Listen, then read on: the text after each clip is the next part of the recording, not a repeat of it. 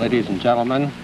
It's my privilege to introduce the messenger lecturer, Professor Richard P. Feynman of the California Institute of Technology. Professor Feynman is a distinguished theoretical physicist, and he's done much to bring order out of the confusion which has marked much of the spectacular development in physics during the post-war period. Among his honors and awards, I will mention only the Albert Einstein Award in 1954. This is an award which is made every third year and which includes a gold medal and a substantial sum of money. Professor Feynman did his undergraduate work at MIT and his graduate work at Princeton. He worked on the Manhattan Project at Princeton and later at Los Alamos. He was appointed an assistant professor here at Cornell in 1944, although he did not assume residence until the end of the war. I thought it might be interesting to see what was said about him when he was appointed at Cornell, so I searched the minutes of our Board of Trustees, and there's absolutely no record of his appointment. There are, however, some 20 references to leaves of absence, salary, and promotions. One reference interested me especially. On July 31, 1945, the chairman of the physics department wrote the dean of the Arts College stating that Dr. Feynman is an outstanding teacher and investigator, the equal of whom develops infrequently.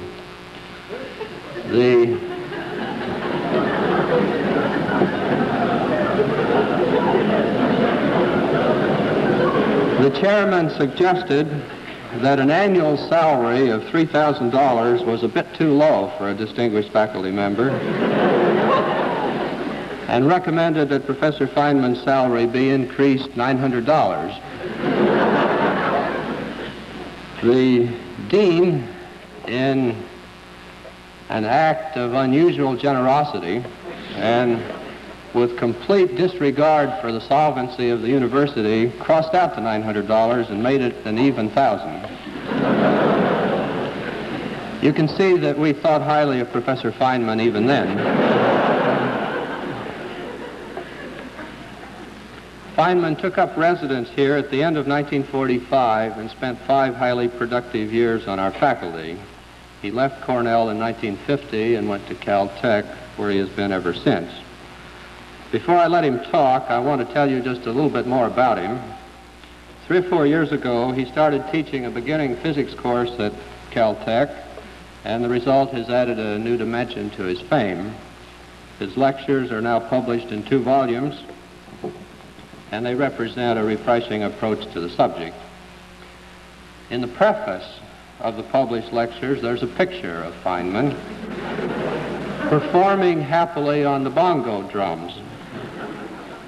My Caltech friends tell me that he sometimes drops in on the Los Angeles night spots and takes over the work of the drummer, but Professor Feynman tells me that that's not so. Another of his specialties is safe cracking. One legend says that he once opened a locked safe in a secret establishment, removed a secret document, and left a note saying, "Guess who?" I could tell you about the time that he learned Spanish before he went to give a series of lectures in Brazil, but I won't.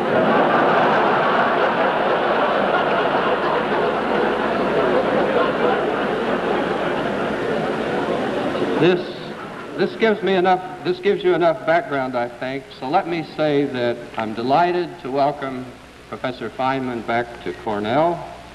His general topic is the nature of physical law, and his topic for tonight is the law of gravitation, an example of physical law. Professor Feynman.